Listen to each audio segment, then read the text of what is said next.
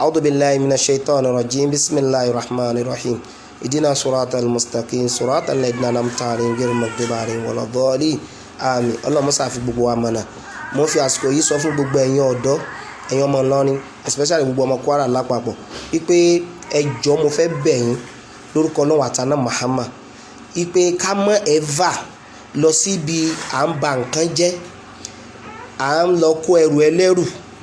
Gbogbo surprise ẹ lọ lánàá àti ìyá ìjọba femtech àti gbogbo bí tẹ́ ẹ dé, ẹjọ́ ẹ stop ẹ, mo bẹ̀ yín lórúkọ Ọlọ́run àtàná Muhammad, ẹjọ́ ẹ stop ẹ. Àkọ́kọ́ point mi nìyẹn, torí pé tẹ́ bá wò lánàá tí àwọn èèyàn lọ sí warehouse tán lọ kó ẹrù, gbogbo bí wọ́n ṣe ń kó ẹrù yẹn, èmi ṣẹ̀ṣẹ̀ kọjá ní airport kò ju 10 to 15 minutes lọ tí mo kọjá ní airport lánàá, òun ni incident yẹn ṣẹlẹ̀. Bí mo dẹ̀ ṣe kọjá ojú ẹsẹ̀ ni mo pe gómìnà wípé ọ̀gá nǹkan báyìí ṣẹlẹ̀ o, àwọn sójà wọ́n ti fẹ́ mọ̀ sí gbá, wọ́n ti fẹ́ mọ̀ sàwó.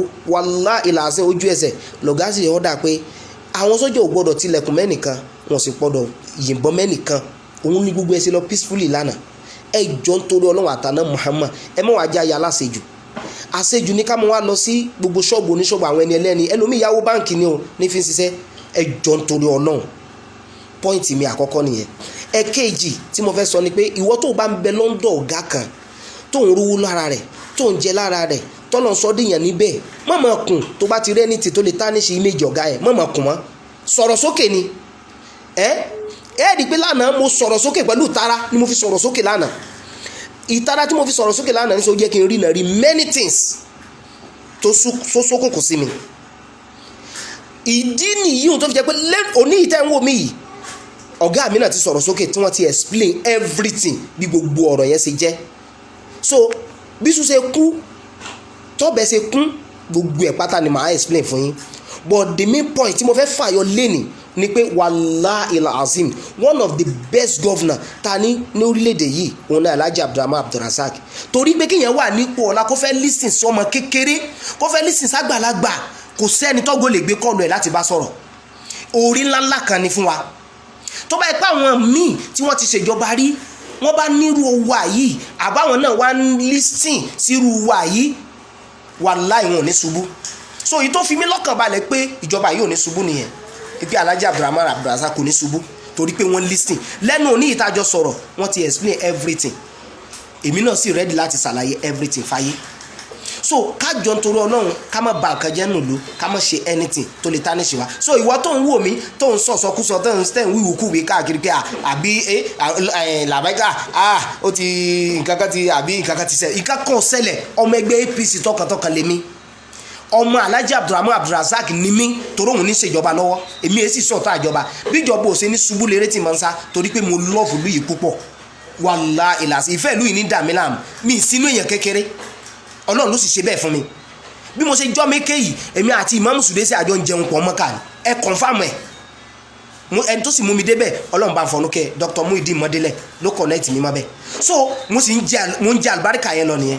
Ẹlòmíì tí ò tí ì ju kánsẹ́lọ̀ lọ ládùúgbò ipò rẹ̀ ò tí ì ju honorable lọ, ẹlòmíì kò gbé kọ̀ mọ́, kò dá sára àdúgbò mọ́. So ká tó wá sọ pé gọ́vnà wa ń fúnru wa yìí l'opportunity láti bá wọn sọ̀rọ̀. I really appreciate it. So pẹ̀lú ògùn Ọlọ́run, ìjọba Alhaji Abdulrahman Abdulrazak Ọlọ́run ní jó ṣubú láéláé, àti gbogbo ẹni tí ó fẹ́ kébi ó pa mẹ̀kúnnù, tí ó fẹ́ kára ní mẹ̀kúnnù. So yíyún bó ṣe jẹ́ náà náà nìyẹn. Assalamu alaikum warahmatullahi wabarakatuh. Billahi minash shaitani rajim, bismillahir rahmanir rahim. Ihdina siratal mustaqim siratal ladina an'amta alayhim ghayri maghdubi alayhim waladdallin. Àmín. Ọpẹ́ ni fọ́lọ́run ọba gbogbo àgbáláyé, ọba tó dojú àánú wo tálíkà. Ara mi ń gbọ̀n, inú mi sì tún dùn lẹ́gbẹ̀ẹ́ kan. Ẹ̀yin ọmọ Ìlọrin, ẹ̀yin ọlọ́lá Ìlọrin, ẹ̀yin olóṣèlú Ìlọrin, ìlú ẹ̀sìn la mọ̀ pẹ̀lú ìtí gbogbo èèyàn bá tẹ̀ yé lérí ibùsọ̀ yẹ kó jẹ́ yẹn. Nígbà tẹ́ ni a máa pariwo kérékéré, ìjọba ní àjòkólé, tọ́gà wa ni a máa pariwo bẹ́ẹ̀ fún gbogbo èèyàn káìsàn má bàa mú wa. Èmi làkọ́kọ́ ẹni tí wọ́n kọ́kọ́ ní bọ́ọ̀tà kí n máa pariwo, kí n máa polongo káàkiri. Mo sì polongo káàkiri. Ìgbà tá a dé mo lọ jíṣẹ́ fún ọ̀gá wa SOG, mo kọ́kọ́ pè mo ní àwọn èèyàn máa ń pariwo pé ibi yìí pọ̀, ebi tí ń bẹ́lẹ̀ tẹ́lẹ̀ ṣáájú kí ẹ tó tún ní ká jòkó ńlẹ̀.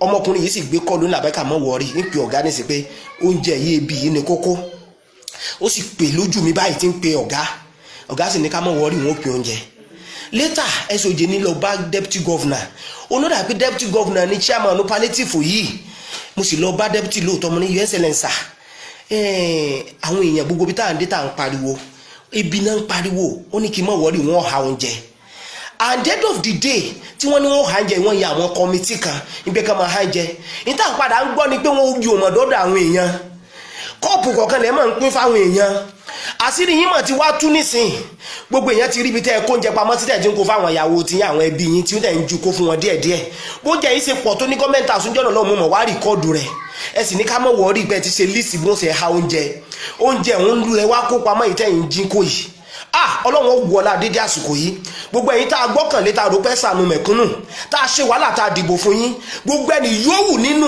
yín tó bá ti ní pé ebi làwọn ṣetán láti fi pa mẹ̀kúnnù ọlọ́run ó bà ti yín jẹ́ àwọn ọmọ yín tẹ́ ẹ torí rẹ̀ tẹ́ ẹ fi ń kówó ìlú pamọ́ ní kòkúkò àwọn ọmọ yín tẹ́ ẹ torí rẹ̀ tẹ́ ẹ fi kóúnjẹ ìlú pamọ́ oúnjẹ táwọn individual company kó fún yín àti tí federal government kó fún yín pé kẹ́ fi ṣàánú àwọn mẹ̀kúnnù tẹ́ ẹ kó fún wọn pẹ̀lú ògo Ọlọ́run àwọn ọmọ yín tẹ́ ẹ torí rẹ̀ kó pamọ́ ẹ̀ ní jèrè wọn àwọn ọmọ yín náà ní jèrè ẹ̀yin náà ọ̀là la ilaha illallah àfẹ́yìn tí ò bá mọ ọwọ́ nínú gbogbo ẹ̀yin tẹ̀jọ́ ṣèjọba yìí nìkan Ọlọ́run là nínú rẹ̀ ó tó gẹ́ náà bẹ́ẹ̀ kò sí wàhálà ó tó gẹ́ wà fún gbogbo yín ni o anybody tó bá ti yẹ lérí ibú lórílẹ̀‐èdè yìí ó tó gẹ́ fún kò ní rí nǹkan kan mọ́ lórílẹ̀‐èdè yìí Ọlọ́run ọba ti yín jẹ́ tẹ́ ẹ̀ bá ti ṣetán láti ṣàánú mẹ̀kúnnù Ọlọ́run ọmọ bá ti yín náà jẹ́ ẹ̀ ní soríire generation yóò ní soríire ìrẹ́dínà àwọn tó ní yóò ní soríire ọlá gbogbo wàhálà àti fìtínà tá a ṣe nítorí ká ẹ lè wọlé bẹ́ẹ̀ lọ́lọ́run sì jó rí bẹ́ẹ̀ lọ́lọ́run sì jórí gbogbo ẹ̀yin tẹ́ ẹ mọwọ́ mẹsẹ̀ nípa oúnjẹ tẹ́ ẹ kó pamọ́ tẹ́ ẹ pín fáwọn mẹ̀kúnnù gbogbo yín pátá tẹ́ ẹ mọwọ́ mẹsẹ̀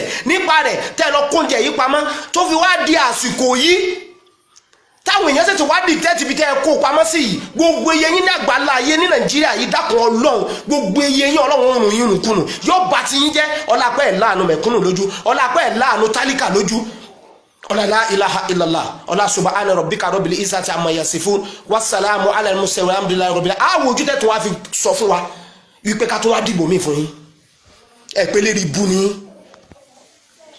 Why in Calabar? Come and carry your food. COVID-19. Come and carry your food. Oh my God. Come and carry your. We have been there already. COVID-19 palliative warehouse in Calabar discovered. People are packing. Look at what was kept for the poor masses. See, COVID-19 for palliative for poor people. Have you seen? Look at people carrying food. There are so many food in the shop there. So it's enough for everybody. Go. COVID-19 palliative.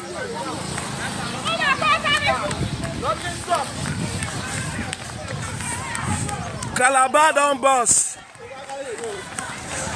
Calabar don bus. COVID-19 palliative. Look at this. Cartons meant for the poor people. Locked down by the government. People are packing. There's so much food. People are packing.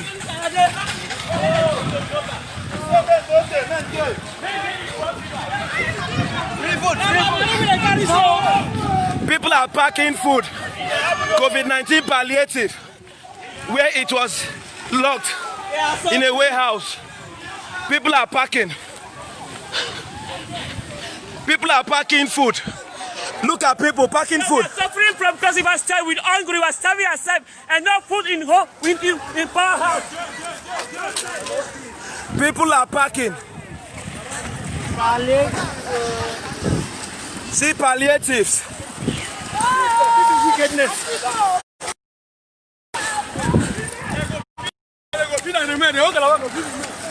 So much to take. COVID-19 food. So much. They carried our food and hide it.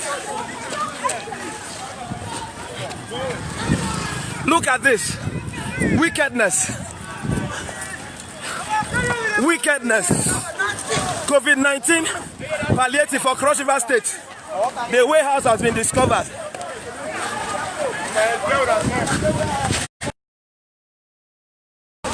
Look at this. Look at this. So much. at this. COVID-19 palliative. Look at this. COVID-19 palliatives. Look at this. People are packing. Yeah, this is live. This is live. Live at Maza. Yes, live at Maza. Live at Maza. You can see the crowd. You can see the crowd. They break where they pack COVID-19 food. Where the government pack COVID-19 food and be rebranding it and be selling. So now the masses broke into it, and you can see what they are doing. They are collecting the COVID-19 food, going. Yes, you can see. This is live at Monkey Village, Maza, Lagos. Yes, you can see. You can see for yourself.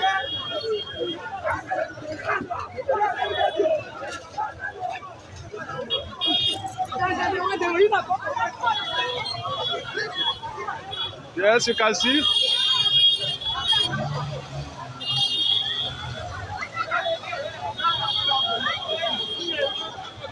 You can see for yourself.